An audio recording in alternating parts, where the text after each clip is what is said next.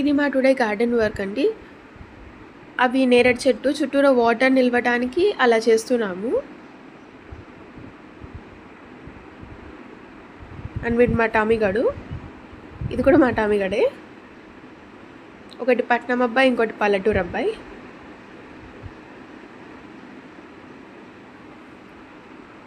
So దీన్ని కూడా ఇలా చేసేసాము. అండ్ నెక్స్ట్ మా ఏరియాలో కొంచెం ఆవులు ఇవి ఎక్కువ వస్తాయి. సో వాటిని తినేస్తాయని వాటి చుట్టూరు ఇలా వేస్తున్నాము తినకుండా ఉండటానికి.